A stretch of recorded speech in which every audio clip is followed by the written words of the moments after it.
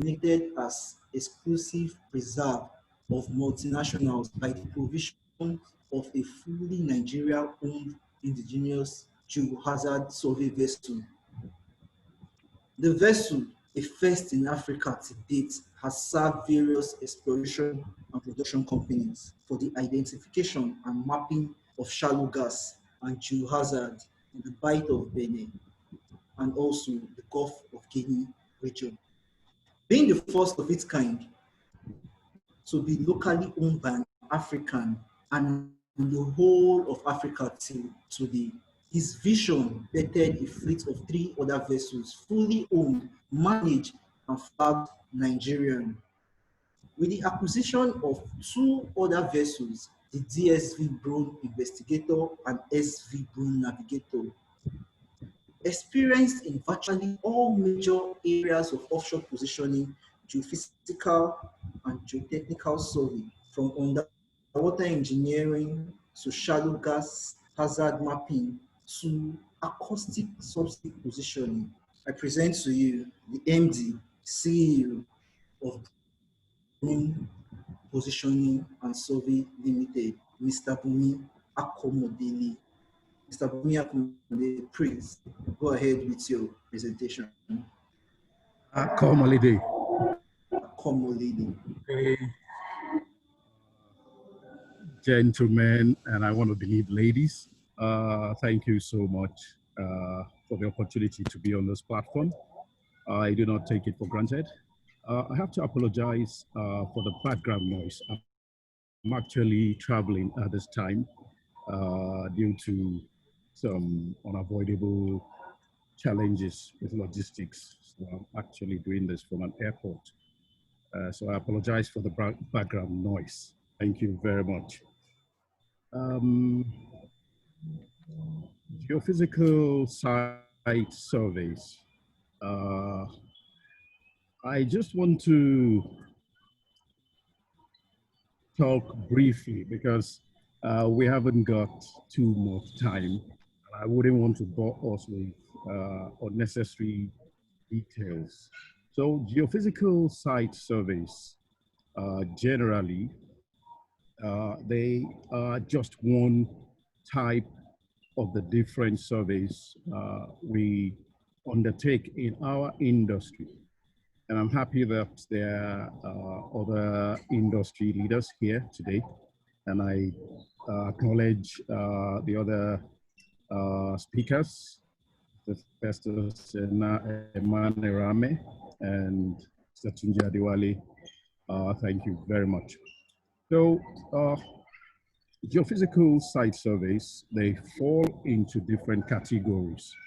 Now, generally, before oil and gas companies would do any major type of work on their fields, typically they will require that some surveys be carried out.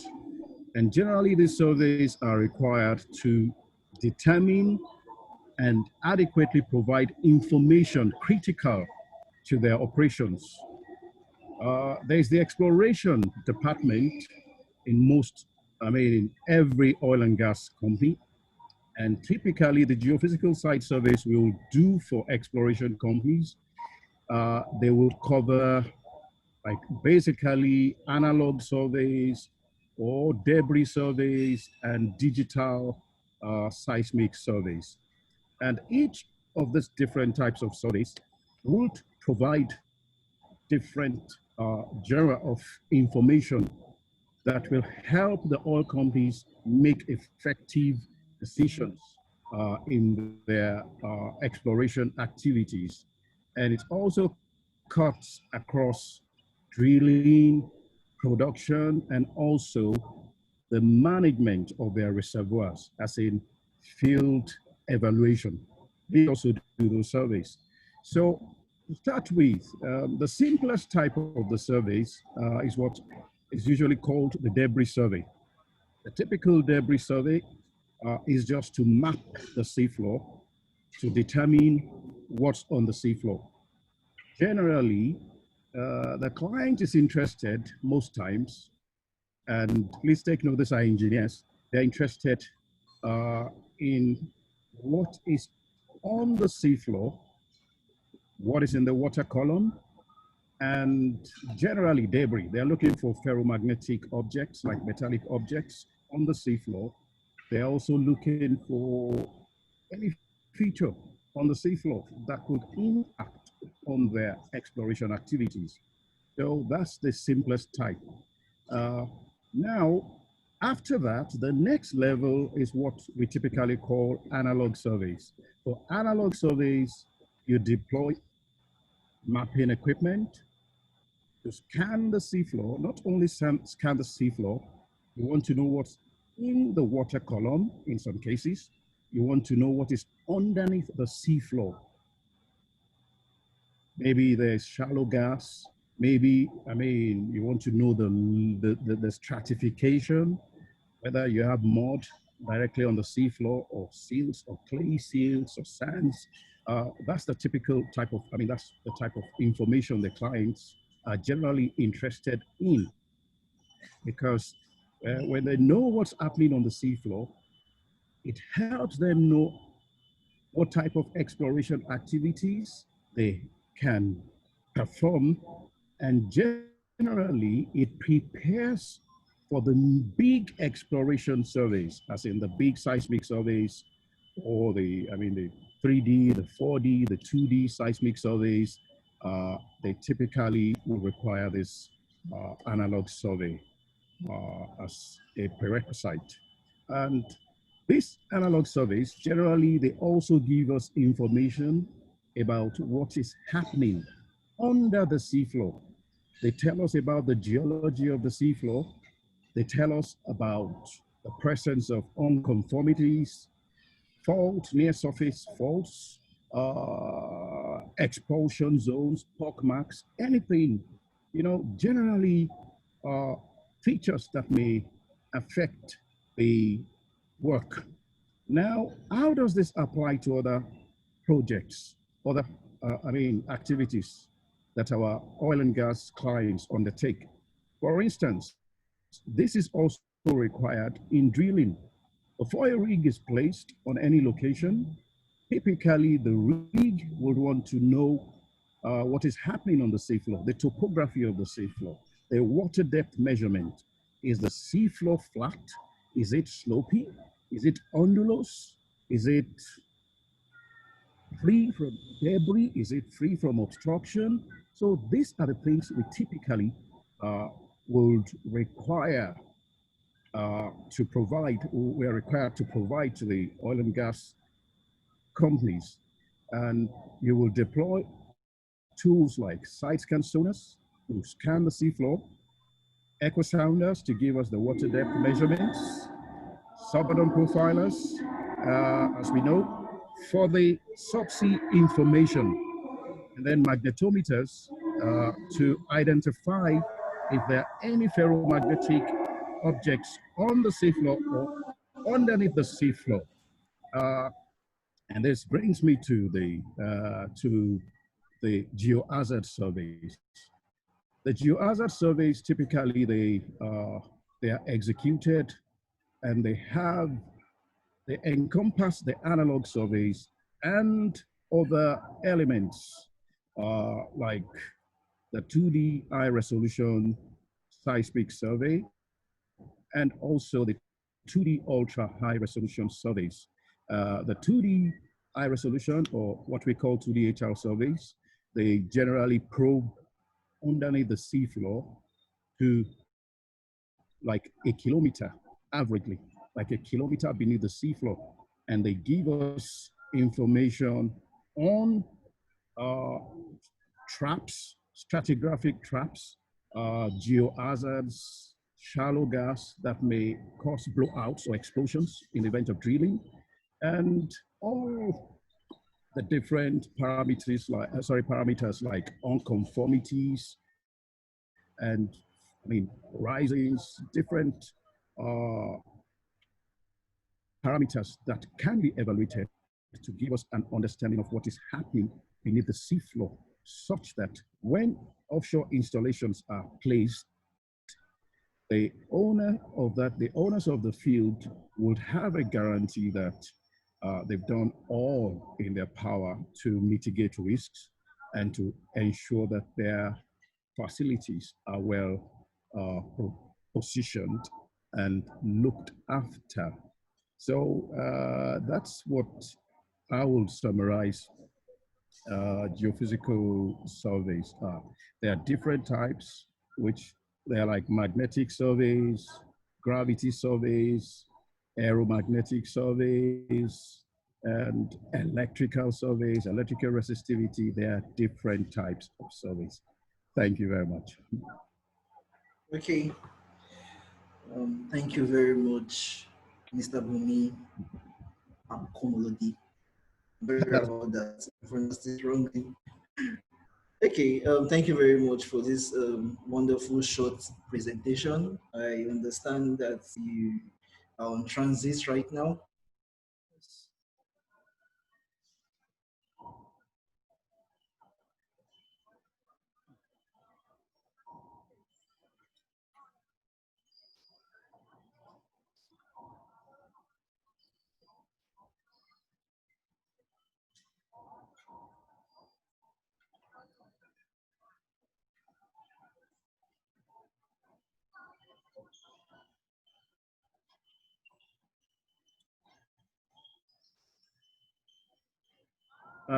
Sorry, we lost you there.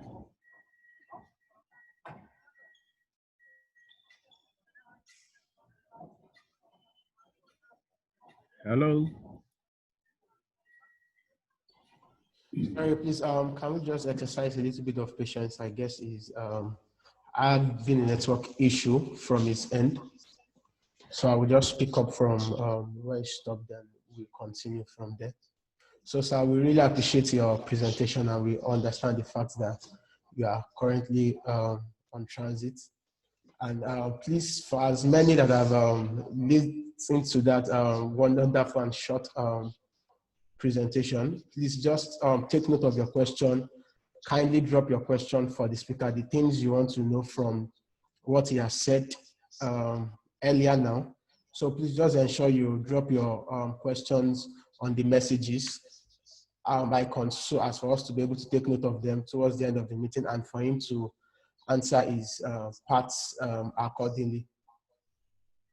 So right now we will move on to the next speaker. That's Mr. FESTUS, Surveyor FESTUS, the MD of FEM Associates Nigeria Limited. I'm sure he's here with us. Mr. FESTUS. Yes, can you unmute your mic, sir?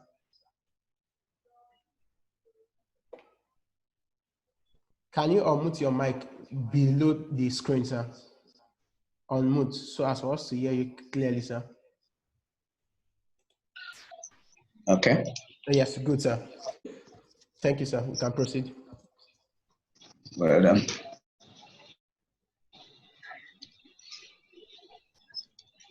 Hello. Yes, sir. We are with you, sir. We can hear you, sir. Yes. My name is FESTUS EMANERAME, which you have earlier said. The area which I may also, I don't need to go back to what Mr. AKOMOLEDE have already given to us, because he has given us a good comprehensive regarding the site survey. Okay. In general, I will summarize that the site survey is an insurance survey. An insurance survey in the sense that the client, they need to know what is there, have the assurance that yes, they are, whatever they put in, definitely they will get back in returns. Said that,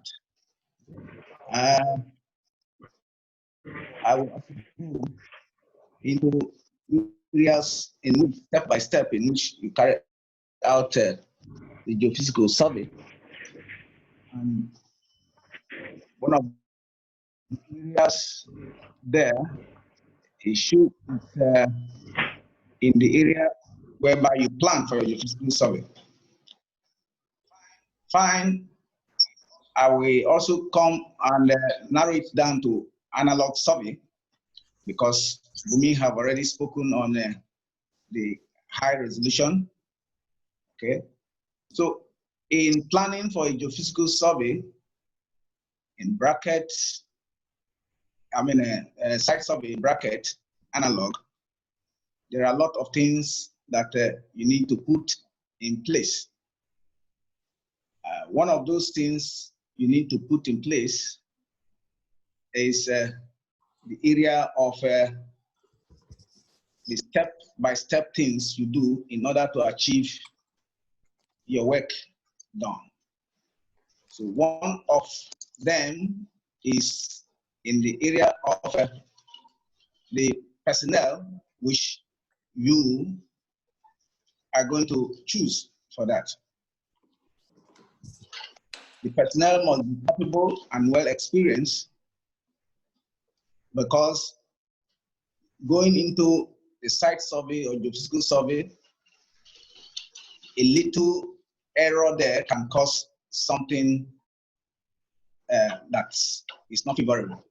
For instance, you go and do a geophysical survey of an area, let's assume 500 meters of radius, and if you do not have calibrate your equipment very well, the data you are getting is crap data, and definitely your information you are giving to your client will also be a crap one.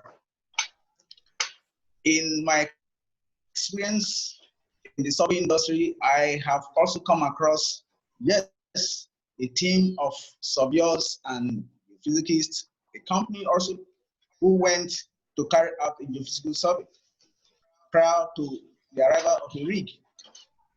And then it was when they did that on site, it was asked, is everything okay? And they said everything is okay. Because one of the major things in terms of jackup rigs coming into the platform or a well ahead, as we have also said, you should look out for the shallow gas, because with the shallow gas present there, it could cause a blowout. So that's what it is. Also, you look out for the spot cam, okay, whereby if you do not have a proper survey done and a rig comes in there and you declare that everything is okay, and it gets into the location and then puts leg into one of the spot cam holes, that could also cost, that could be that disastrous. So in planning for a geophysical survey, you must pick up the right personnel that is necessary. The party chief will be there in order to have an idea of what you are doing. The surveyor will have to be there. The geophysicist will have to be there. And of course, the underwater engineer will also have to be there. With this team that I experienced, you need also to get your documents gathered, documents regarding the field, the coordinates of the center coordinates of where the intended well will be to be given. And then you should make your grid. Also, another thing that we should also think about is in the area of your parameter, geodetic parameters. The geodetic parameters must be correct. The spheroid or the datum that you are using, it should be purely defined. And that will have to be, you have to liaise with your client to know the projections that has to be used. In most cases, we allow the client to furnish us with such information. So all those informations must be inputted correctly, because any mistake on the geodetic parameters, it will move you out. You know what it means, and the cost of a rig coming into a platform, a well, and drilling a dry well. It is something disastrous. So it is always there that, yes, you as the surveyor, you have to put all these things, test your equipment, the various equipment that you needed, which is in case of the analog, you need the side scan sonar. What are the tests you need to do on the side scan sonar? You need your dry test and also your wet test. You need to calibrate your echo sander by doing your batch check. Also, you probably need to do a calibration on your DGPS. The calibration of the DGPS will be done based on a known baseline, standard baseline, whereby you go in there, place your antenna there, and log a period of 30 minutes, 1 hour, and compare with the already existing coordinate that is there. Your C minus O will tell you the differences. A major thing that you also need to do on the geophysical, one of the calibration you also need to do is in a gyro. Every offshore geophysical company should have a standard gyro calibration based on azimuth, that before you proceed for a job, you need to go and calibrate your gyro. Because if gyro is not properly calibrated, believe me, when you move a rig into the area or whatever it is, or in a physical survey, you are not getting the right data. That's what it is. So that is it. That is the choice of equipment you need in terms of sub-bottom profiler. You need that. That's for a shallow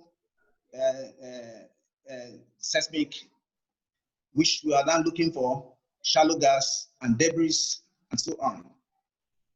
But when you are talking of a 2D high resolution survey, then we need to talk about maybe a BUMA or a SPACA. Okay, those are the equipment that you can use, because in terms of those equipment, they penetrate deeper than your normal sub-bottom profiler. But then the analog complements the high resolution, the 2D, in the sense that your 2D may not give you accurately good information between the information below 0 meters to about 15 meters to 20 meters. Your sub-bottom profiler will do better. So with that, even when you are doing a high resolution survey of a site survey, you also need the analog survey to complement that. So with that, you also, like I've spoken about the geodetic parameter, which of the datum are you using? Are you using the WGS84, which is universal, or the case of Nigeria here, or are we using Clark 1880? Okay, and we talk of also the projection. What projection are you using? These informations must come from your client. Okay, so these are some of the things. Then you also look at also your dx, dy, which will also define your parameters which you are using. So with that, when that is sure, you have done that before we talk of mobilizing your geophysical site survey.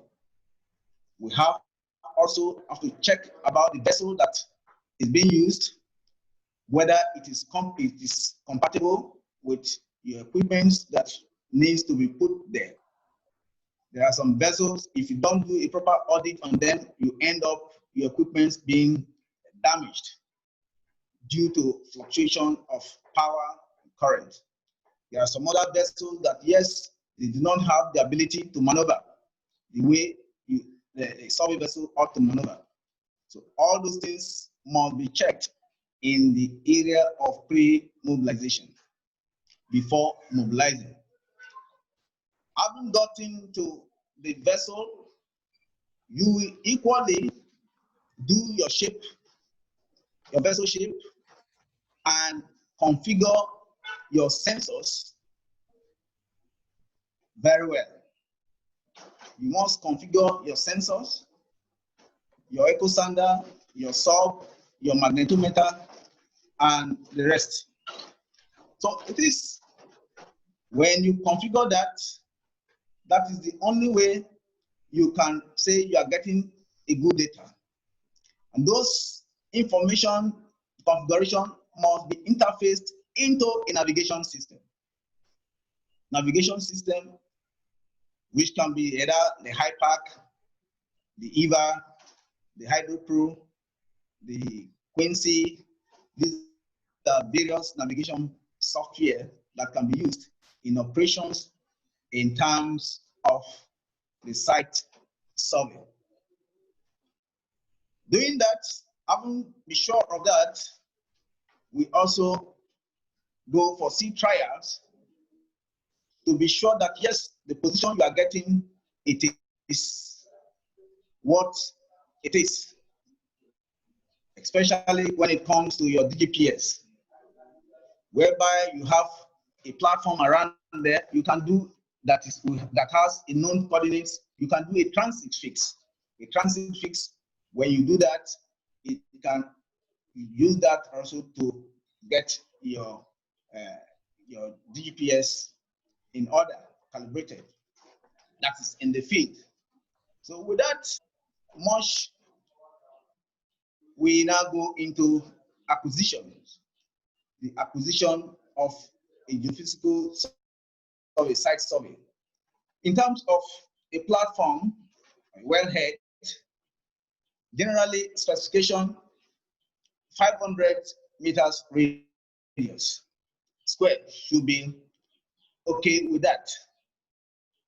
With 500 meters square, you now design your line plans. Line plans has to be done in a way that, yes, you get optimum results, data. So in most cases, it shouldn't exceed 150 line plan in terms of line spacing. So you have to grid that box, which is 500, but it's not limited to 500 depending on the client and what they want.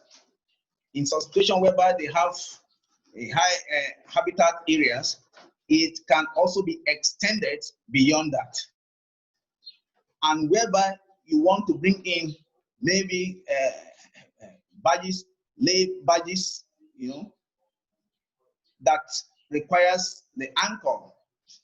you need to expand that to maybe a 1,000 meters of coverage.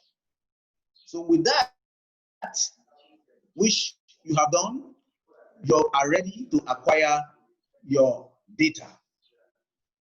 You are ready to acquire your data, and with the data acquired, like I said, you need a geophysicist who can interpret and know difference between a crappy data and a good data. Because geophysical survey is expensive. It's very expensive. It is not a land survey job that, yes, you did this and you had a problem, you can go back to the field immediately and correct it. In a geophysical survey, when you made a mistake, I bet you it is a costly mistake, because you need to mobilize a vessel, you need to mobilize your equipment, you need to mobilize the entire crew. So it's an expensive one.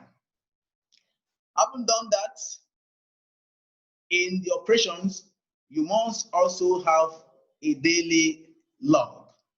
A daily log that is also talking about the activities of what you are doing.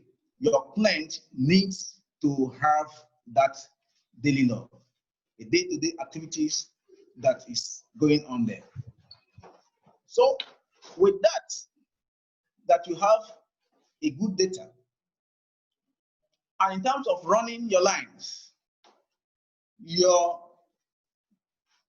bathymetric survey must be run along the line that has been defined. Your sub-bottom profiler also must run along the line that you have also defined. And there are areas wherever you look at the data, there are areas that, yes, not much information are gotten from there. You need to have an infill in those areas. Equally, your side scan sonar must have 100%, 200 to 100% to 200% coverage. That is it. So you can see that with that, you see that you will get a good data. And after that, before we talk about demobilization, and then coming down to the office. But what I'm trying to emphasize, I'm trying to give here is that before coming down to the office, a lot of this analysis must have been done. The geophysicist must have sat down and looked at the data and see that, yes, he has done some interpretations and see that it is wrong. So with that, when you come to the office, then the final interpretation and reporting will take place. So with this much that I can input for now, I rest my case. Thank you.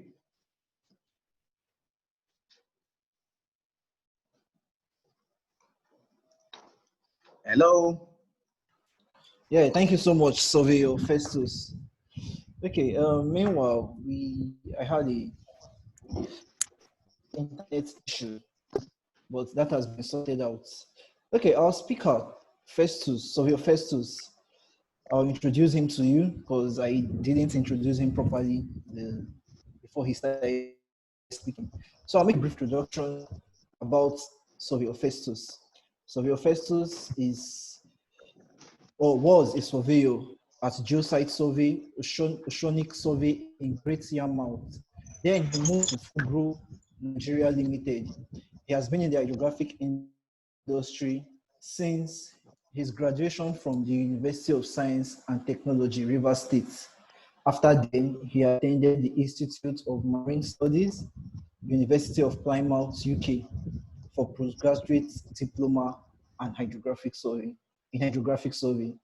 He has established a strong network of contacts within the industry and set up FEM Associates Nigeria Limited as a commitment to pursuing the much espoused work for both international and local companies in pursuance of local content maximization of the Nigerian oil and gas.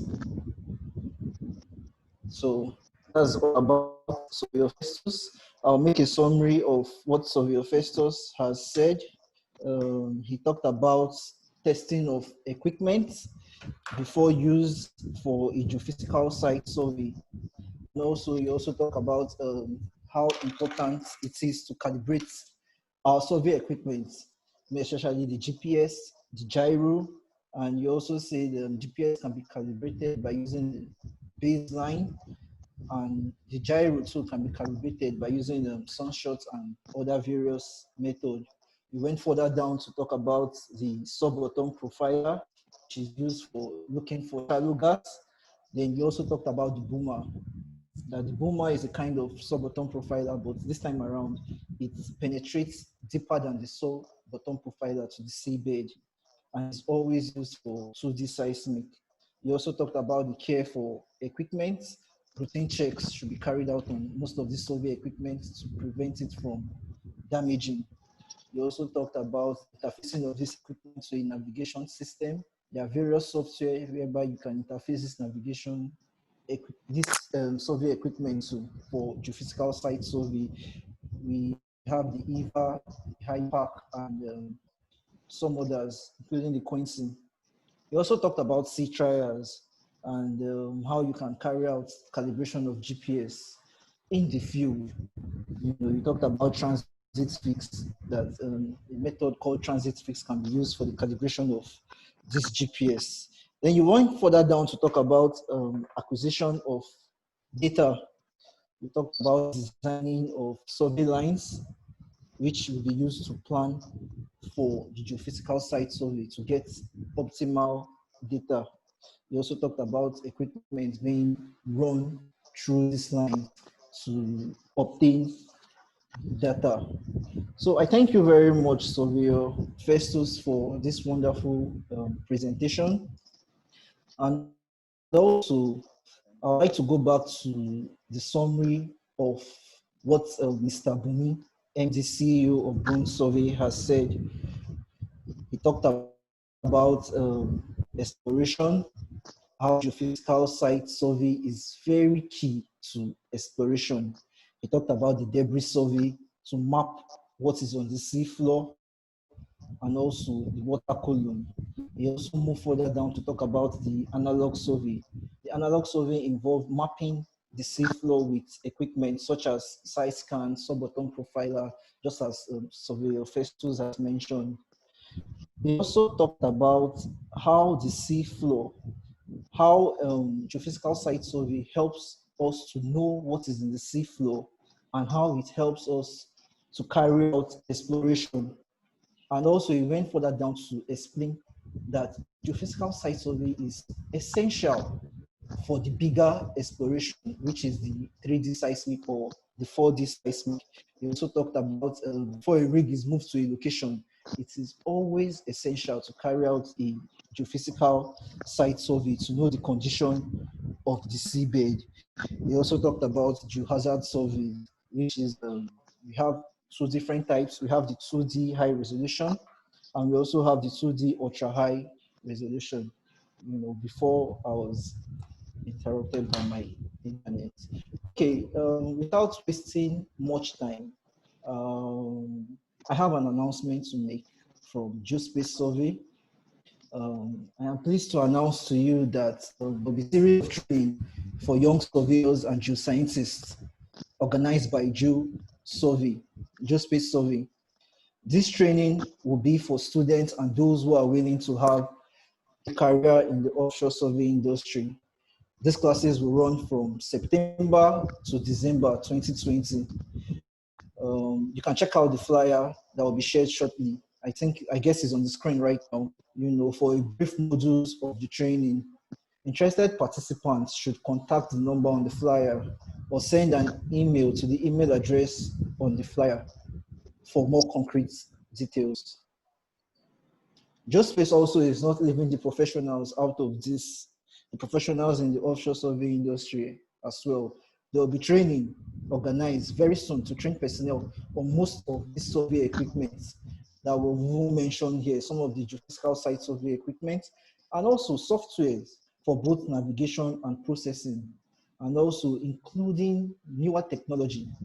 Geospace will bring in experts from UK and also the manufacturers of this survey equipment to conduct this training. This is an advantage and opportunity for survey companies to seize for training their staff instead of flying them abroad to get this knowledge. Geospace Survey is willing to bring this knowledge to you. Geospace Survey will keep in touch and will keep you guys updated about details of this training. Okay, without wasting much of your time, you can keep dropping your questions in our chat. I would like to introduce you to our third speaker. Our third speaker for today, which is the last speaker, is Mr. TUNJI ADEWALE. He's a graduate from the University of Lagos, University of First Choice, and he's also a survey professional that is passionate about solving spatial-based problems, environmental, analytical, or engineering-wise. He has worked in the academic setup with the Department of Surveying and Geoinformatics at the University of Lagos, telecommunication industry with Globacom, and presently the oil and gas servicing sector with GOSL Nigeria Limited, which is Geodetic Offshore Survey Limited, a company he joined 9 years ago. He currently functions as the survey and project manager at GOSL Nigeria Limited, and with a lot of experience on, and with a lot of influence on the present and next generation of surveyors in the industry. So I present to you Mr. TUNJI ADEWALE. Mr. TUNJI ADEWALE, please go ahead with your presentation. Thank you so much. Thank you, Tekena. Firstly, I would like to thank God for this opportunity and also express my my appreciation to Geospace Survey for this platform, for the commitment. Sometimes we get such waves that come up every now and then, but there's no consistency to it. It's good to have this repeated, and hopefully this will continue. Because this is what we think a body like NHS, Nigerian Adewale Society, should be doing. But we thank God that this inspiration has come and come to stay. We have no doubt that such conferences as this and even such trainings as advertised a couple of minutes ago will help bump up the quality of services in the industry. No doubt about that. So thank you. I also want to appreciate everybody in the conference. I appreciate first two speakers, Mr. BUNMI AKOMOLEDE and Surv FESTUS and EMANERAME. They are like fathers in the industry, so to speak.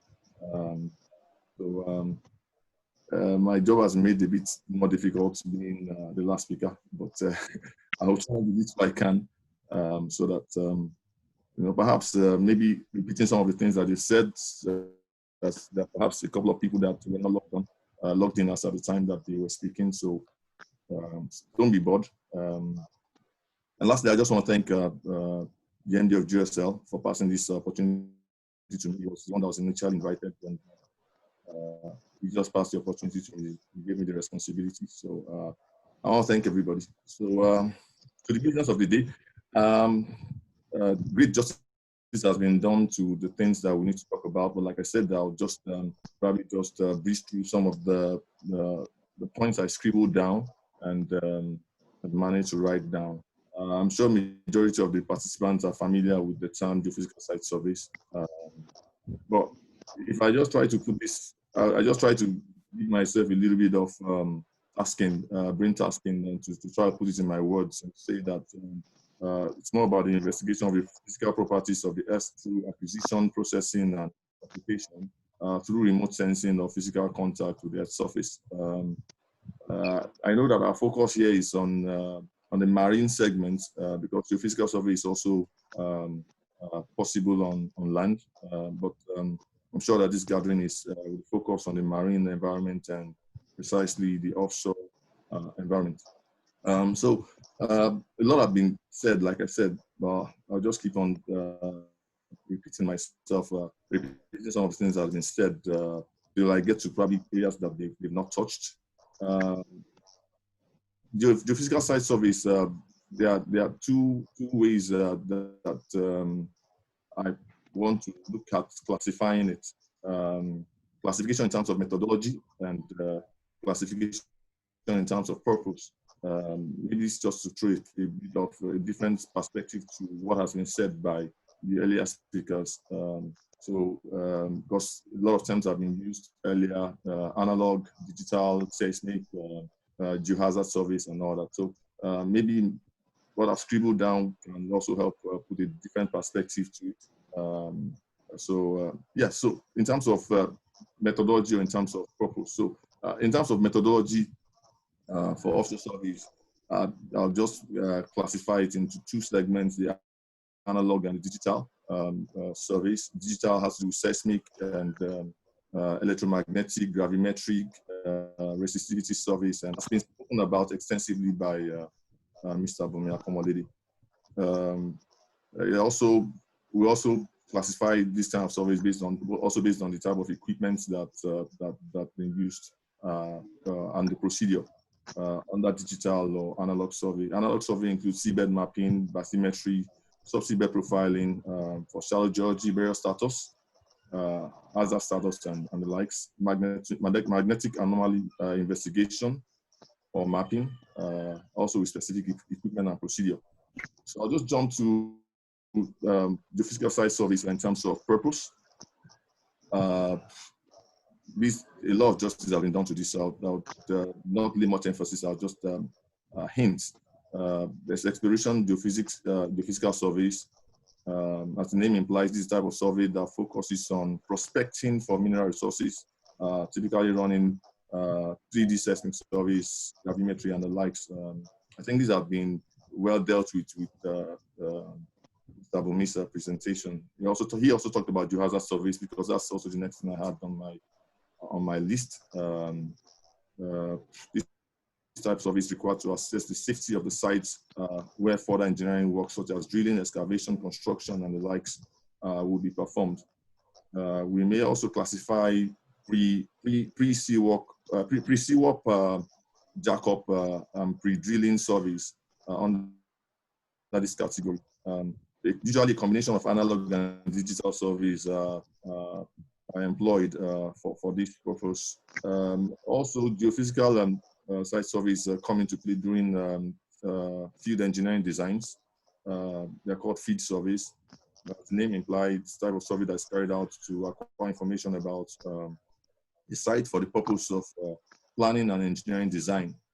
This can also be a combination of digital and analog survey methodology, but usually analog or field designs. Pre-installation surveys executed prior to installation of structures in the field. Before a pipeline is laid, usually a survey will be carried out. Before jacketing is installed, a survey will be carried out. Before a PLEM and all those subsea assets are installed, survey will be carried out. I think we'll just we'll group all those under pre-installation survey. There's also the pre-dredge and the post-dredge surveys that's required for key clearance of marine traffic, estimation of materials required to be excavated or dumped, as in the case of rock dumping. But this is also usually analog survey based. The last one I talked about, the pre-installation survey, most times is based on analog survey based. Also, so there's a post-installation and as-built surveys to confirm the status of installation or assessment of the site after the engineering activities have been completed. Usually analog service is used for this purpose. There's also field maintenance survey to assess the status of facilities in the field, pipeline and cable assets inspection and all that. That's under type of surveys that require geophysical input, so to say. There's also UXO and mining surveys, which we don't do. We don't do UXO surveys down here, but I know that there are a whole lot of people on this platform at the moment that have done UXO surveys outside the country, and I just thought it's worth mentioning because there are a whole lot of people that still will do such surveys outside the country. I'm sure that we are not bounded by just the immediate Nigerian industry. Execution of geophysical surveys. Mr. FESTUS has spoken a lot about this. To execute geophysical surveys require resources. These resources we classify human resources and equipment, and this is assuming that all other areas such as funding, permits, and all that are sorted out. So we focus more on human and equipment resources while planning and executing physical surveys. For the digital survey, I'm not particularly a subject matter expert in this field of digital surveys. We have executed a couple of digital surveys in GOSL, but usually we've been subletting that actually to companies from the UK that have that as a bread and butter. So basically, we do more supervision, and it gets rubbed off on us as we work together. So I wouldn't be able to say much, but just talk about the resources for that. Equipment-wise, positioning and navigation gears are required. Energy source and receiver equipment are required. Talk about air guns, hydrophones, and the likes. Onboard interpretation and processing units are all required. We also require the survey vessel, of course.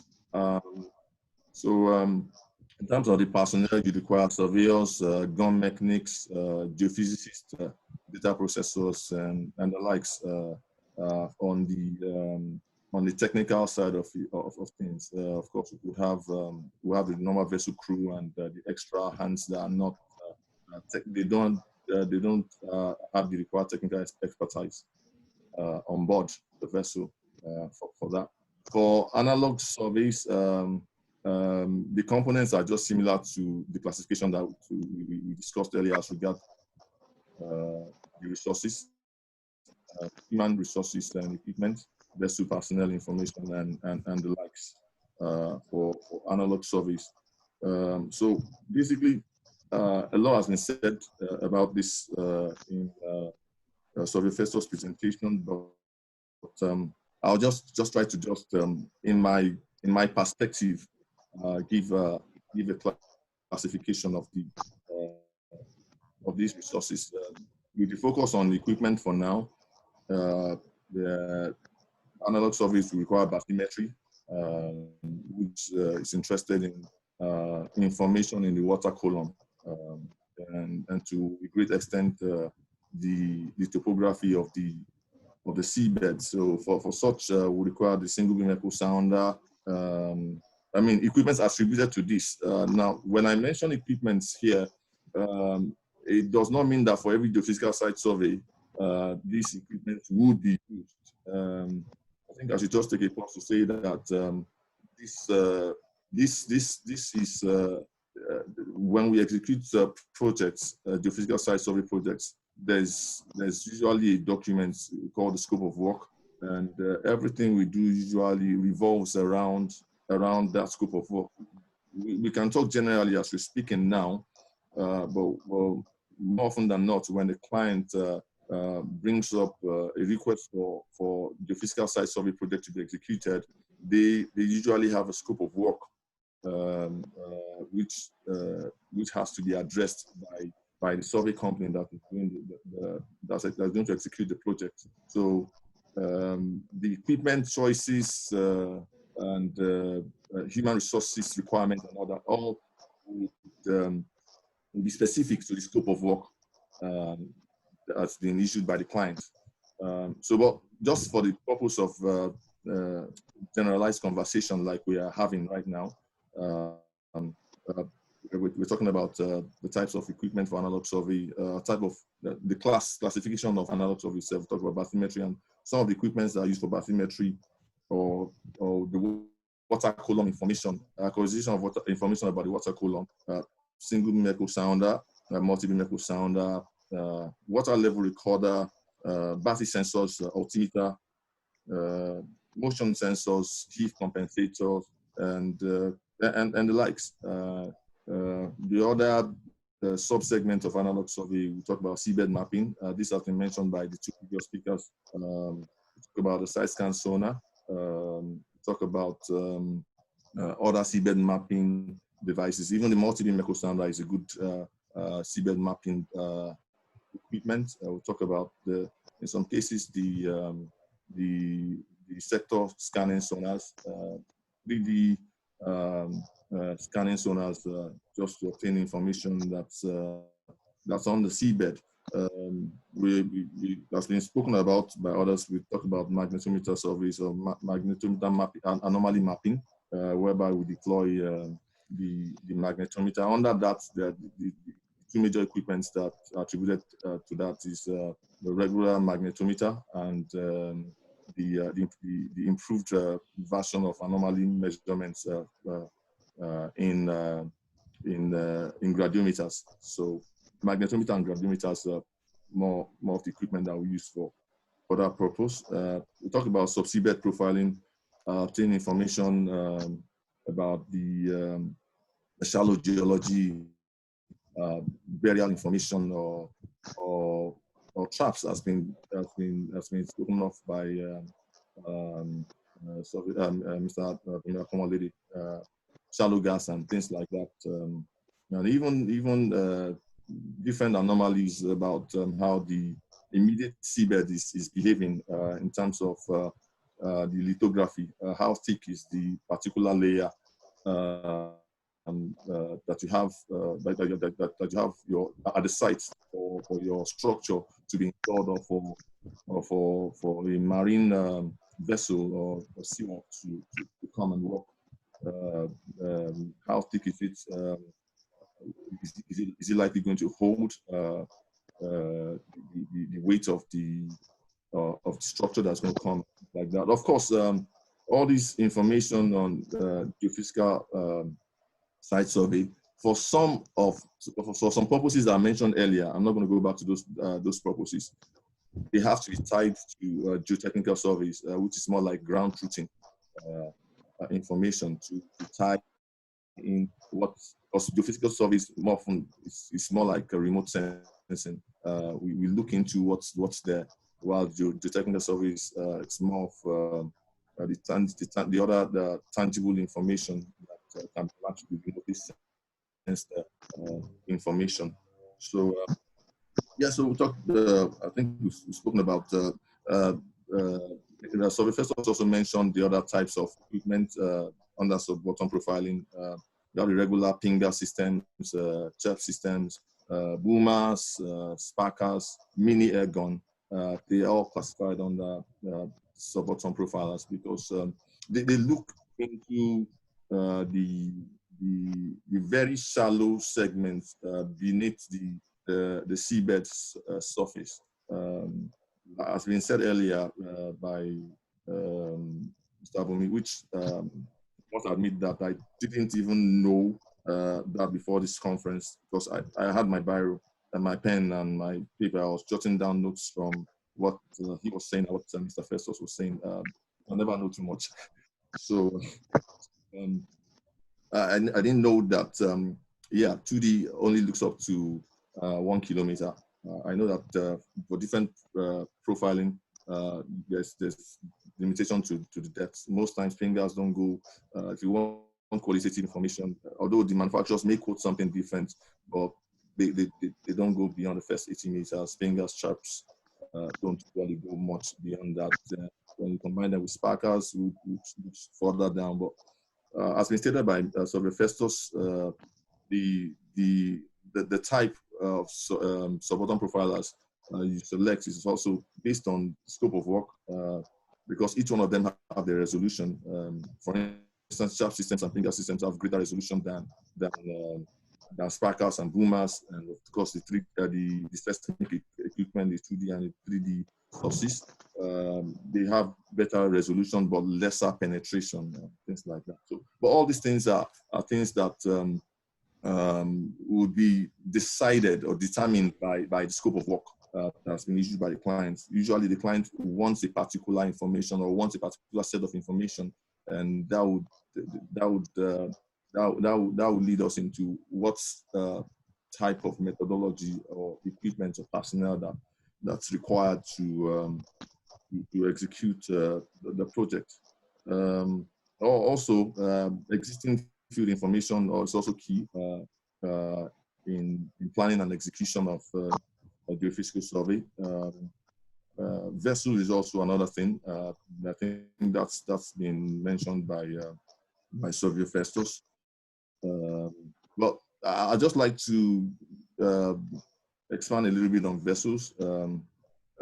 Thankfully, we had the pioneers on the conference of a proper survey vessel owned by a Nigerian company in Nigeria. A few companies are now acquiring their vessels. GOSL is also one of the companies that have acquired their own survey vessel. She's called the African Spirit. She's done analog and high-res surveys in the country. She's also done EV surveys in the country, which is one of the things that I'm going to get to here. So talking about survey vessels, they are specialized survey vessels. But again, I'll like to just touch back on the point, which is the scope of work. Sometimes you may have a survey vessel that's a very sound survey vessel. You have all your equipment there, but may just not be suitable for the sites to be surveyed. For instance, if your survey vessel has a draft of about 5 meters, then you have to go and execute a survey at a location that has maybe just 6 meters water depth, and you begin to scratch your head and say, I'm not quite sure I'll be able to use the survey vessel here. So yeah, there are specialized survey vessels and there are vessels of opportunities, which and that's the beauty of the physical surveys. You could have your specialized survey vessels that have all this equipment, and that's very comfortable for the surveyor to work with. And but based on the scope of work, you can also mobilize suitable equipment onto smaller vessels of opportunities to execute your surveys. So it's good to talk about survey vessels in two lights. The survey vessel for executing the survey project itself, the survey vessel in terms of offering support as a mother vessel. For instance, one of the fields in which Geospace survey is trying to carve a niche for themselves, and I see that's the first company in Nigeria to actually focus on that, is UAV surveys. You can't execute that without having the mothership that's going to be attached to. Like I said, I mentioned GOSL's experience in the UV survey on the African Spirit. She just served as a mother vessel during the AUV campaign. So the other platforms in which on the software or in or technically speaking, you can consider vessels. You can consider your AUV as a vessel, your UAV as a vessel, your drone as a vessel. You can consider the ROV as a vessel, and things like that. Because your survey vessel, technically speaking, is the marine device on which your equipments are mounted. So that can be anything really. It can just be a towfish which you attach some other sampling equipment on another. That's your immediate vessel for that particular survey. Of course, it has to be linked with a mothership. So I'll just quickly run through. I think we've talked about that. So I think I'll leave that to equipment. Other resources that we'll talk about personnel. A lot of emphasis was made on this in Surveyor FESTUS presentation, and it's good to have good personnel on your project, capable personnel on your project. But before I go further on personnel, I'd just like to emphasize that usually in geophysical site surveys, you need a strong team. You need it's a team. Your team may comprise veterans in the field. It may also comprise a few experienced people and maybe one or two inexperienced hands, but that are highly skilled in certain areas, but maybe just don't have the experience, and they get combined together. But the key thing is having a solid team, because it's possible that you have a team that has just a few experienced hands with some young talented minds perform better on the project than a team that has that's comprised of veterans in the industry, if they can't work together. So the key thing there is working together. The success of the project depends on how well the crew work together, and of course how well they are supported from the office. So I'll just liken this back to, I'll just bring us back to the topic of the conference. We talk about the roles of the surveyor and the geophysicist. Surveyor FESTUS has spoken about the fact that you need for a typical analog survey, you need a party chief, you need your surveyors, online surveyor. You need the survey engineer or underwater engineer, if you want to categorize it that way. We need the geophysicist, and we also need data processors. Although some scope of work don't factor all these, but I mean for every survey company, our responsibility is also to advise the client on what we think is required to deliver, to provide the deliverables stated in the scope of work, because at the end of the day, it's about meeting the deliverable stated in the scope of work. The roles of a surveyor are not limited to these. I'll just hint on a couple of things to ensure that I think the first rule for everybody, surveyor, geophysicist, or anybody on board, the first rule is to understand the scope of work. Everybody that's going on the project needs to have a sound understanding of the scope of work. Now, if we're able to get everybody to understand the scope of work, although everybody's responsibility on the project is different, it helps to bring some sort of balance.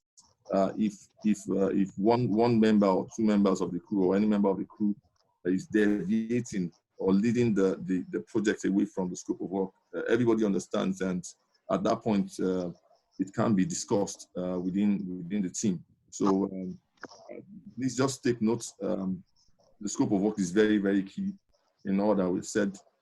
In all the knowledge and experience, for every project that's been executed, we cannot afford to deviate from the scope of work without an approval from the client. Of course, there might be reasons to deviate from the scope of work based on what's going on in the field, the condition of the field, other activities going on in the field, weather, and things like that. Can cause a deviation to the scope of work, but it has to be clearly stated the reasons, and management of change has to be in place with the clients, so to say, for a deviation from the scope of work. So everybody that's going on the project needs to understand the scope of work. Then it comes down to individual responsibilities on the project. Now, different survey companies have different tasks for their personnel on projects. But so I'll just speak generally. I might not be comprehensive enough on the different scope of work. So ideally, the surveyor is expected to have an understanding of the geodetic parameters in the field. I think this was mentioned by Surveyor FESTUS. However, a sound understanding of geodetic parameters in the field get this information, input this information into the navigation system, and test these parameters to be sure that results are in alignment with what the client expects or what the project deliverable should be. His responsibility is also to ensure that to ensure the positioning of the vessel and of all the sensors, to ensure that data is outputted to data output to all the sensors is seamless and is consistent and is accurate. His role also includes navigation to guide the vessel captain to how he should run the vessel during the surveys, running of survey lines and turning and things like that, and keeping an eye out. His responsibility also includes calibration, ensuring that all equipment are well calibrated. Surveyor FESTUS did emphasize on the consequences of not having a good equipment calibration in his presentation. So it's the role of the surveyor to ensure that all these equipments are well calibrated. Of course, it's a teamwork, like I stated earlier. It's not going to be working alone. It's going to be working in alignment with the survey engineer and the geophysicist to ensure that all these equipments are calibrated. Because of the time frame we have, we won't go into all the different types of calibration that's required. I think we probably need the full session to talk about that, the different calibrations that require for different calibration and tasks that you require for your bathymetric sensors, seabed mapping sensors, subseabed mapping sensors, and all that. But it's the role of the surveyor to ensure that this is done. This is done. There are some calibration activities that are done during mobilization. Of course, equipment needs to be checked beforehand before it even gets mobilized to the vessel. But during mobilization of the vessel, there are certain procedures that need to be done, and likewise in the field. I'd just also like to emphasize, this goes to both the surveyors and the geophysicists, that just emphasis, because this has been mentioned by Surveyor FESTUS before, that sea trials is very, very key. From personal experience and experience analyzing what's been done by others in this field, usually by the time you start or complete your sea trials, you will know where you are going on the survey, on the project. You know if this is going to be a good campaign or it's going to be a challenging campaign. So sea trial is very, very important, whereby all systems are tested with real life data on site.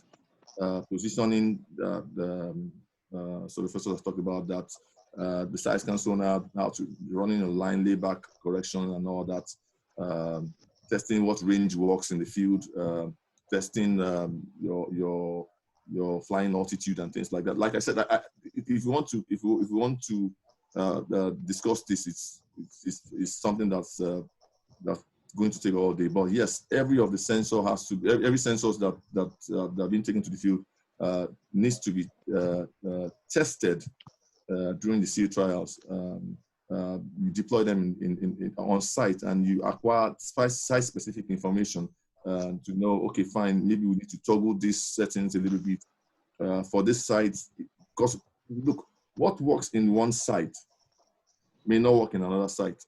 The parameters you have used, say your frequency and altitude and things like that work in a particular site may not work in another site. So that has to be considered. So the role of surveyor, ensure that equipment are well calibrated and well interfaced. Is also responsible for data logging and data archiving after each day's survey and eventually after the project. Like I said, every company has specific tasks that they expect of their personnel. Some company expects their surveyors to also get involved a little bit in data processing or in assisting with some other tasks. I just spoke generally about that. So we are, for the geophysicists, the major task of the major role of the geophysicist is to ensure that the geophysical data that's been acquired is accurate and is fit for purpose. His role is to ensure that the right settings are used, the right frequency. For instance, there's some bottom profilers that you could toggle the frequency to the exact numbers that you want. There's some that has pre-configured frequency, and you have to. It's the role of the surveyor, of the geophysicist, to ensure that the right frequency on each of the equipment is used, and it's also his role. Is part of the role of the geophysicist, which is a major role, which to digress a little bit, some scope of work are designed not to have geophysicists on board the survey vessel. Of course, we know that that's like setting the survey project up for failure.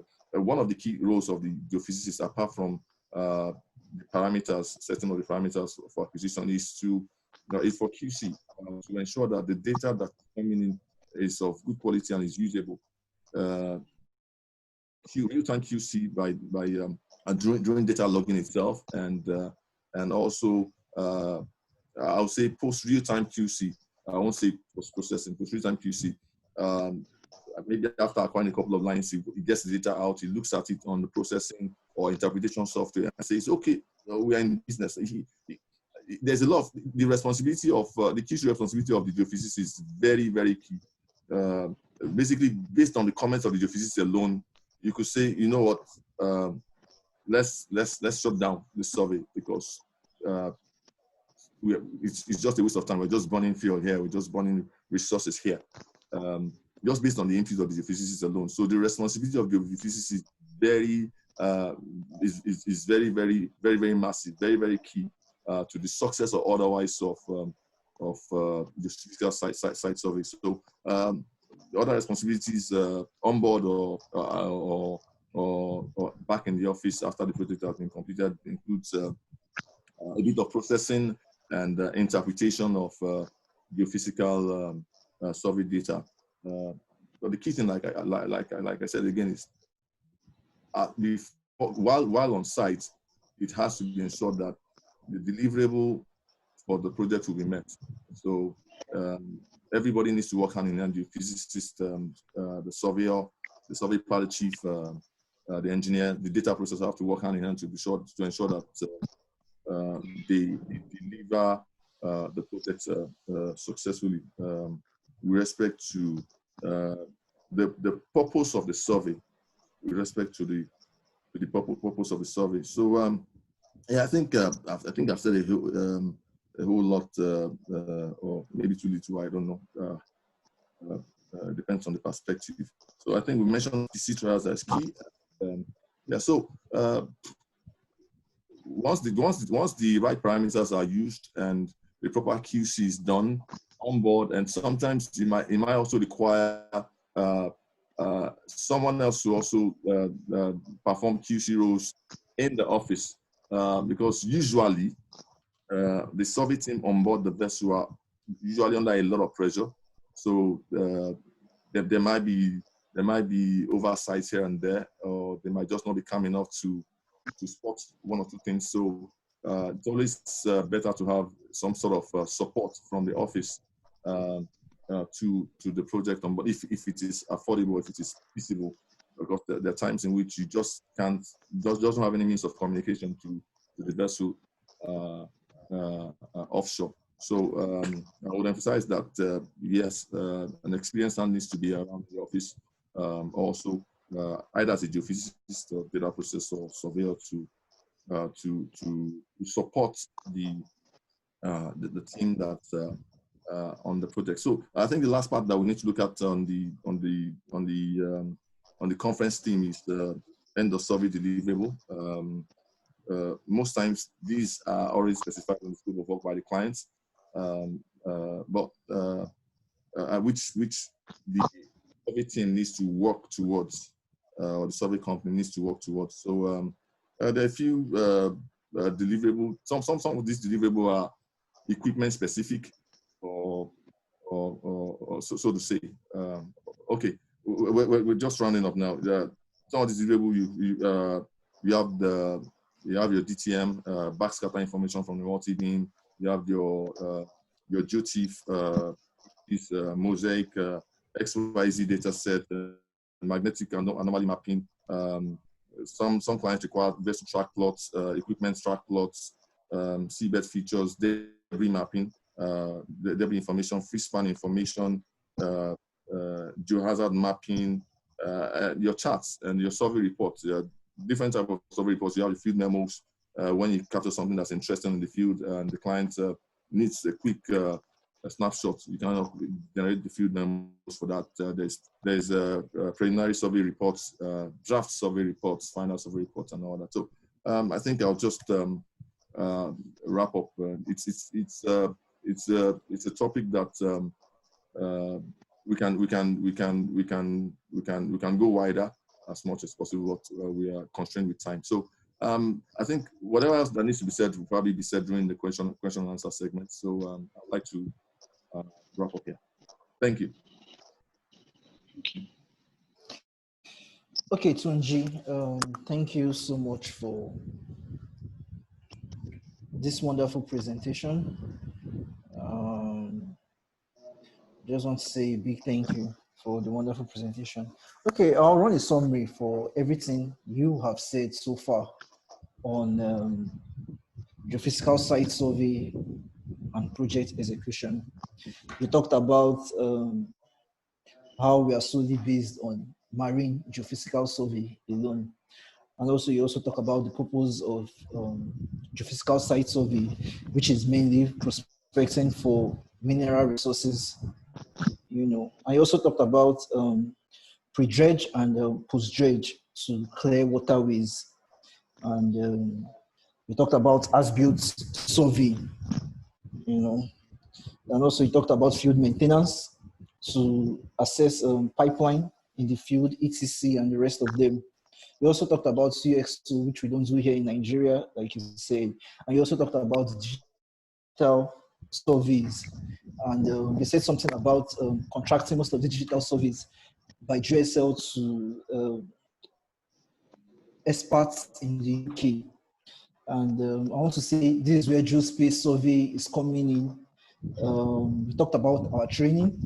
Our training will enable personnel to be able to handle most of the digital surveys by bringing experts to come and train Nigerians on how to use most of this digital equipment, like the AUVs and the rest of them.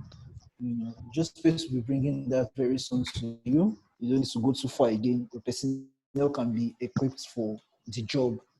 And you also talked about scope of work, how scope of work varies, and the scope of work will determine what to do in the geophysical site survey, the type of equipment to use. Could it be full spread? Could it be maybe just an echo sounder or size scan sonar? The scope of work will determine that. You also say the geophysical survey is more like remote sensing, you know, and you emphasize more on the sub-bottom profiler that Surveyor FESTUS has said. You talked about how the scope of work too can also affect the sub-bottom profiler. You know, we could use the Sparker. You talked about the Sparker, the Pinger, and the rest of them. You know, then you move further down to talk about vessels. You know, you said specialized vessels can be used for this geophysical site survey, and this will also depend on the scope of work. And you talked about AUV surveys, and you talked about personnel.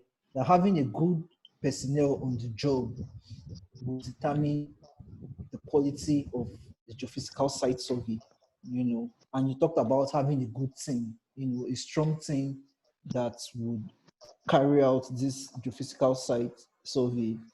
You also talked about the data processor, the geophysicists, the surveyors. You even mentioned solely on the role of surveyors in geophysical site survey, which is ensuring safe navigation, data logging, and then you move further down to talk about the geophysicists, the role of the geophysicists. You know, their role is to process, and the work is becoming overwhelming. There's communication, they can also do some QC in the office. Then lastly, you spoke about the deliverables. You talked about the DTM, which is the digital terrain model, the mosaic, and the equipment track plots. Then you also talked about charts and also reports, pre-reports, final reports, and the rest of them. So Tunji, thank you so much for this wonderful presentation. And I'm sorry if we've taken much of your time. We'll go to the question and answer directly. Let's see what we have on the chat. Okay.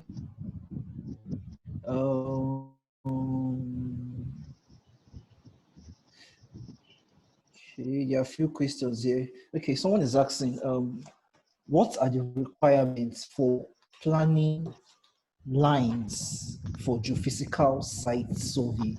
And that question is directed to Surveyor FESTUS. So Surveyor FESTUS, please hint us on. Okay. The requirements that you need in planning your line planning.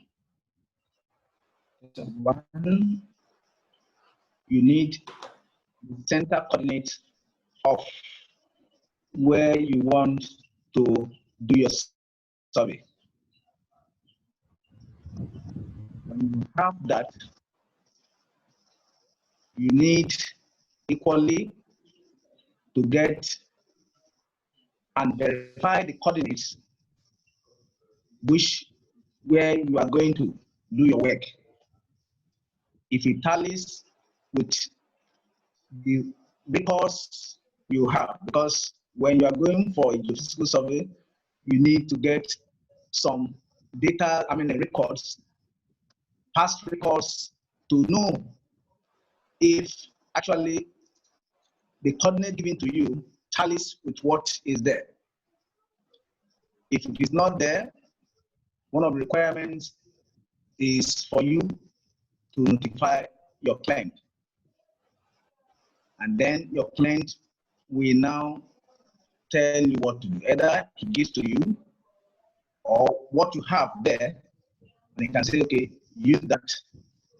An instance is a chart given to you. That is the coordinate given to you. Maybe it's on WS84. And when the client is giving you, there was no enough information backing that. So you need to really confirm that before you use that coordinate. If not, it will throw you out. So these are some of the requirements that you needed when you are going for a geophysical survey.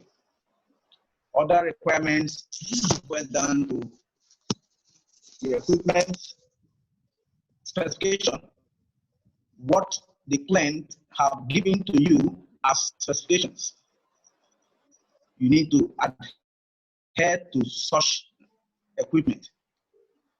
There's no point of telling you that, okay, bring an equipment, an eco standard that has a tolerance or precision or accuracy, and what you are bringing is something that's less than what it is. It is not acceptable. Like I told you, geophysical site survey is an extensive survey. If you make a mistake, it is difficult for you to come back, because the company must have budgeted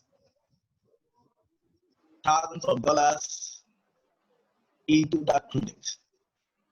And it's not expected of you that you go in there and come with information that are not there.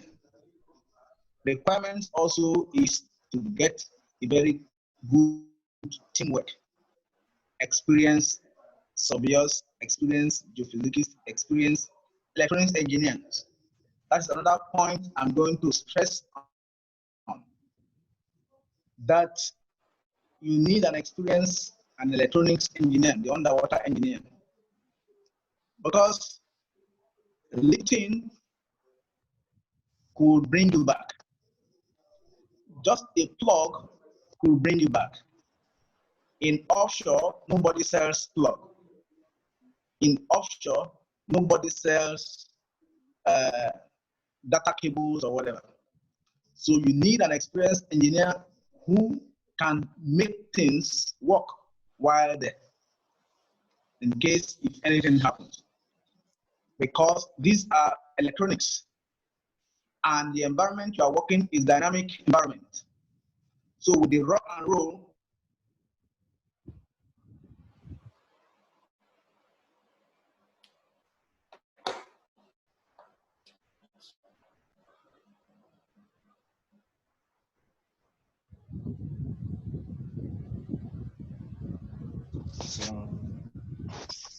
your deliverables, I mean your consumables. Okay. Consumables is necessary. Adequate consumables.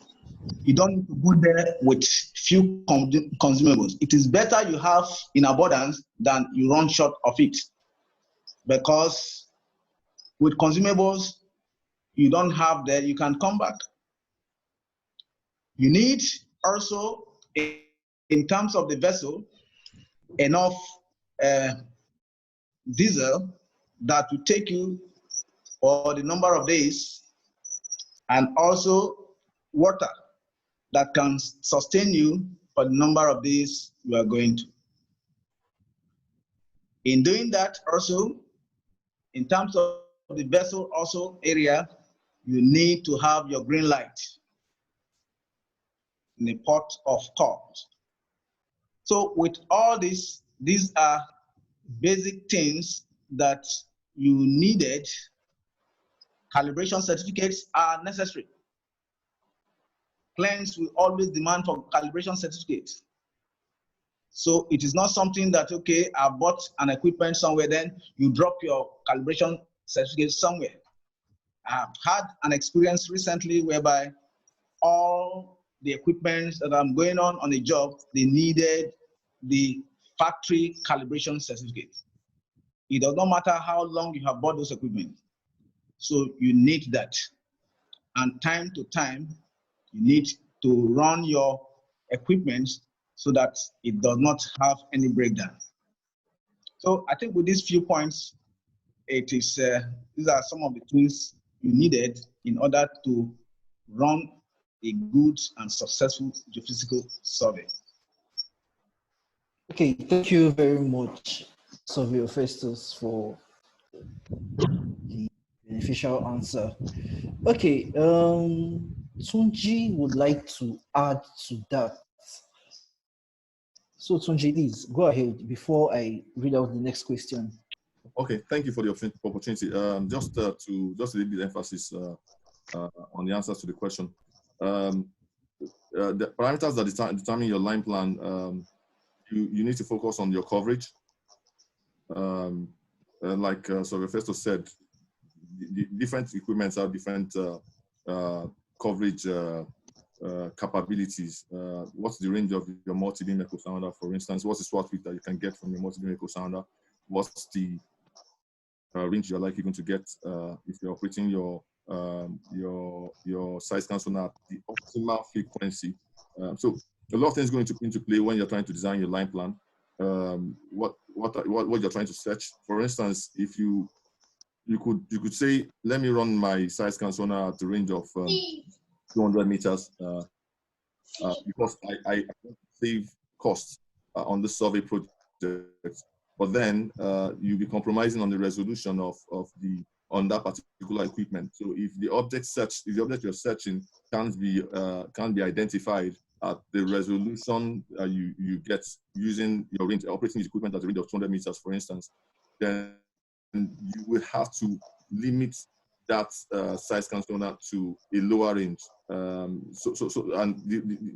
Your line plan is subject to your range. Clients sometimes require 200% coverage, as been said by Surveyor Festus earlier on all sensors, on all SWOT-based sensors, on your multi-beam or your side scan sonar. So that will determine how well you plan your lines. If you know that the maximum range I can get, even after considering what the water column will be on my side scan, for instance, say 75 meters of usable range, then you have to start thinking about, okay, fine, if my range is 75 meters on either side, my survey line plan definitely can't be bigger than 75 meters. Otherwise, I won't be able to get a 200% coverage, even if I can manage to get 100% coverage. But even at that, it's better to actually use a smaller range, because the altitude of the sensor may change and all that. And this also applies to the swath width of the multi-beam. So if the client says that they want a particular percentage of coverage, that's one determinant. The other determinant is the resolution of the resolution you want to operate your equipment at. What's for instance, what's the smallest particle that you can find if you're operating at the particular range of your size and so on. So all these things go into how you determine your survey line plan. The unfortunate thing actually is that most clients will just specify the line plan that they want for the project, but most of us would rather advise the client that based on the deliverable you are looking for, this is the best way to run your survey lines. So it's not cast in stone. You have to factor in a couple of things to determine your survey line plan. Thank you. Okay, thank you very much, Tunji, for that answer. Okay, another question from Olabisi is saying, what are the field procedures taken for land survey for exploration of oil and gas? And what can make one to digress from what is required from the client? So this is directed to Mr. Buni, MD, CEO, Brone Survey. Okay, thank you very much. The field procedures taken for land survey, exploration for oil and gas. For land survey, generally, you will carry out, first, the gravity type of survey. Gravity, then you could also do your magnetics, aeromagnetics, and that is done at a regional scale. You do that over a region. So with your magnetic data and possibly control source electromagnetics, that's CSEM, you can acquire data over, for instance, the whole of Africa. So you have gravity data, you have magnetic data, and maybe your control source electromagnetics or telluric. You can also use the telluric type of survey. So what these surveys do is they help to narrow down areas that may be of interest with potential hydrocarbon deposits. So after you must have narrowed down, those possible locations, you will now bring in a very, very expensive equipment, which is seismic. Seismic generally has been the traditional system of delineating hydrocarbon deposits. But recently, a lot of people are using electromagnetics because they have better capacity to pinpoint the extent and actually give you an indication of the volumetric analysis of your reserves, so to speak. So on land, you typically use seismic. And the field procedures for seismic, they are slightly different what we do on the sea. On land, you actually have to drive your geophones, which are the receivers. You have your surveyors, they will lay out lines depending on what you're trying to achieve. Typically, you will do a 2D survey first. With the 2D survey, you will further narrow down where you think you can actually go to drill your wells. So with the 2D surveys, you will lay out your lines. You get your surveyors to cut the lines. If it's 2D, they will be oriented in specific directions. And for 3D, you will design a 3D grid based on which the survey will be executed. So geophones will be picked at specific points along the lines, And then you have your source, which could be any source like vibro size, you can use different types of sources. In the past, they used dynamite, but I mean, they no longer do that. So there are different types of sources you can use, and they receive the geophones will receive the signals. The signals are processed. They're taken through, different processes to arrive at a model representative of the subsurface, a geological model. So basically, you have electrical signals transposed or changed into models, geological models of the subsurface that's on land. So the field procedures, they are more or less the same. Apart from the acquisition, you have to do your positioning. You need to have reference points, proper positioning on land. You may have to set up GPS stations and make sure your lines are accurately positioned. Then there's, of course, the quality control, which straddles both the offshore and land. Quality control is a major ingredient of anything we do.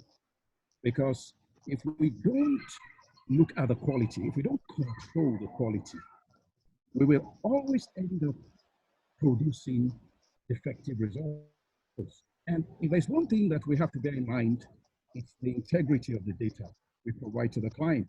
So the field procedures are very, very critical. One major problem in the industry is that we generally, a lot of people find it difficult to follow a checklist. And that's a major problem that's seen in the industry. So most of these field procedures are jumped. People tend to jump those procedures, even though they are laid out in the work instructions and the quality assurance and quality control documents. For instance, let's say the field procedure for oil exploration says that number one, you have to do your lines. You have to get the surveyors to cut the lines. You have to get the surveyor to verify that the lines that the line cutters did are actually straight. Now the surveyor thinks, okay, I already laid out these lines for the line cutters, I already staked them, I ensured they were properly staked. So I figure whoever is cutting must follow the lines. And after cutting, I don't need to check again, which is wrong. That's why procedures are very important. We must follow procedures. It is very, very critical. Then how can one digress from what is required from the client? Number one, when there is not sufficient communication within the team, there should be a procedure for cascading information from the tending stage. Once we are close to an award of project, it has to be passed to the relevant departments, the QAQC supervisor, with the field operations team, and ensure that all the client's requirements are passed on as responsibilities to every member of the team must be clear about the purpose of the survey. They need to understand the purpose of the survey. They need to have adequate information on the expectations of the client and the final deliverable. When everybody has that understanding, it's very easy to speak to what the client wants. But once there is that gap, that information gap, the project runs the risk of digressing from what the client intended originally. I hope that answered. I hope I've answered the questions. Thank you.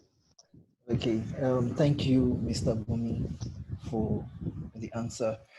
Okay, you have another question again from Tokwe saying, can you share more light on the responsibility of the geoscientist? And after that, Surveyor FESTUS will be handling more responsibilities of the surveyor in the geophysical site survey. But for you, share more light on the responsibility of the geoscientist in geophysical site survey. Thank you. Okay. The geoscientist geoscientist has the sole responsibility of ensuring that the data they've gathered is fit for purpose. Now, the geoscientist, for him to be able to effectively do his own work, he needs to have an understanding of what good data looks like, what a good sub-bottom profiler data looks like, what good bathymetry data should look like, what seismic data should look like, and what your magnetic data should look like. That means while out there on the job, it's the geo's responsibility to like stand behind everybody. He goes behind, he stands over the shoulder of the surveyor to ensure that, oh, okay, they're running the lines just like he wants it. He moves over to the side scan sonar, he moves over to the engineers, he looks at the side scan sonar data. Okay, you have adequate coverage, your data is not too wide, the data gap is not too wide, you have effective coverage, you're logging both channels, the low frequency, the high frequency, the gain settings are perfect, the filters are well applied, you know. So once he has moved, I mean, he will move from different from one team member to the next, just to ensure that everybody's acquiring data that is fit for purpose. And it is his responsibility to ensure that the logs are properly kept. Because what happens most times is that the surveyors sit out there, their primary business is to ensure that they properly position the vessel, they navigate properly, they acquire excellent data, and at times, they leave out some details in the logs, but those details will later come back to make so it is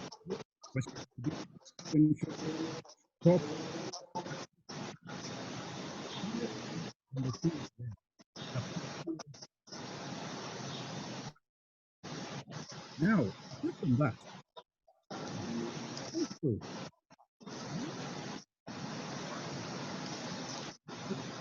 a lot of parents, I don't know if you can.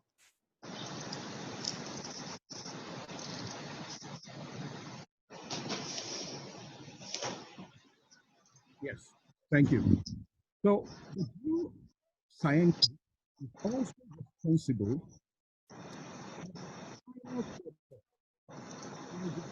what parameters to use to process the data, what filters to apply, what settings that will optimize the data, bottom side,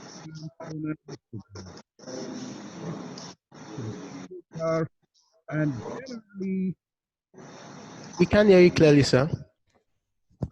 Yes, somebody is interfering. Can you mute everybody, please?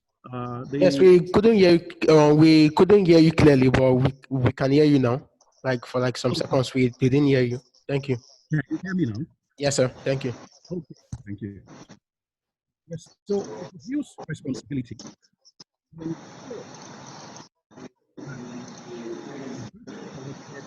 For purpose.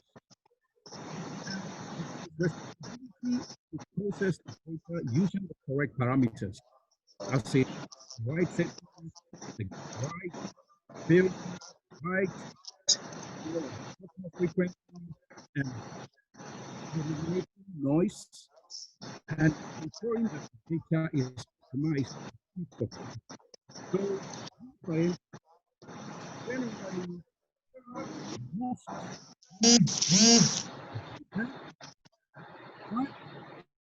we must analyze the data to some extent to be sure that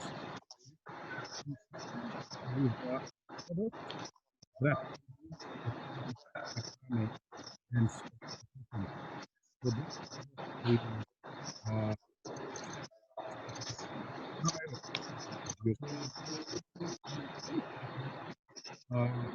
soil sample is the responsibility of the geoscientist to take those measurements on the field, like the pocket penetrometer, take pictures of the core sample, and prepare them for use in the office. So as I've seen most times that the geophysicists out there, they don't want to get their hands dirty. They don't want to cause some, they don't but it is the responsibility of the geoscientist to ensure that all the information he needs is gathered. Any other thing out there, you know, anything in it so that those things are documented. Maybe you're close to a platform, you're too close to a platform, for that reason, you cannot survey a particular line, is going to do that in his notes. When he's interpreting, he knows why the data back in the source that what he has gathered on the field. Take down in that data without require any extra information in the field side. So you would have good work. Okay, thank you. Thank you, Mr. Bumi. Move on to Surveyor FESTUS. The role of surveyors in, share more light on this, the role of surveyors in geophysical site survey. Thank you.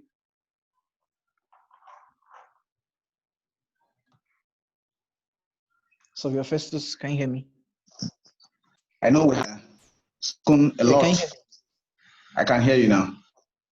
Okay, yeah, please. Your question is, can you kindly share more light on the role of surveyors in the geophysical site survey? Yes, the role of a surveyor in geophysical survey. One of the roles is the surveyor must check his parameter if it is okay. So the surveyor must test also that there is logging going on. I have been, in fact, I've sent a team out that went on a survey, and at the end, they came back when they, okay, bring your data, you have logged, nothing was in there. So it is the role of the surveyor to make sure that, yes, the data required are being logged there, and this data met the specification that is required. It is the role of the surveyor to do the plan lines.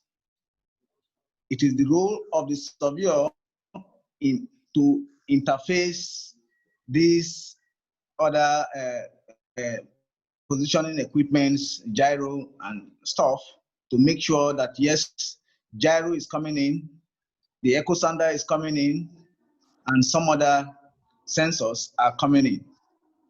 Make sure that, yes, they are coming in. If they are not coming in, raise an alarm. It's a teamwork. Everybody will come together and see what the problem is. It is the role of the surveyor to direct the captain to run good lines. Because if the captain does not run good lines, the geophysicists there will not get the required, the quality data that is needed. It's also the role of the surveyor to compute his C-O. When you have done your calibration, you must compute the C-O and input the C-O into the necessary place where it's supposed to be in the software. It is also the role of the surveyor in terms of the bathymetric data. You must know the ports that you need to use in reduction, tidal reduction. So that is the role of the surveyor. So I think with this, I know there are 3 more. If we have to continue, we may not, time will fail us, but I will stop at this. Understand. Okay, one last question for you before we call it a day. Say, can we categorize bathymetric survey as topographic survey? Please explain if so. Yes. Topographic survey, you are looking on land, let's say, you are looking at the formation or the duration of the land. When you are doing a bathymetric survey, the seabed, you are looking at the topography of the seabed. So when you are doing your site survey, the engineer in charge will also look at this. I am bringing a Jacob badge of what class? It's of no use when you are working in an area of 20 meters water depth or 30 meters water depth, and you are looking for a Jacob badge of class 150. It doesn't call for. It's a waste of fun. So you can see that topographical survey, it is basically also sounding. You tie your topographical survey to a datum. The same thing, you tie your sounding to a datum. So it is basically the same. Sounding in water is topographical survey in water. Your topographical survey on land, with your leveling and all those things, it is a topographical survey on land. So it is basically the same. Thank you.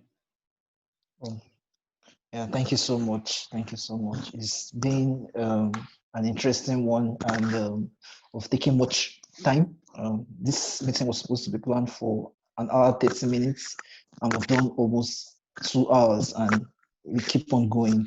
So I'll stop taking any more questions for now.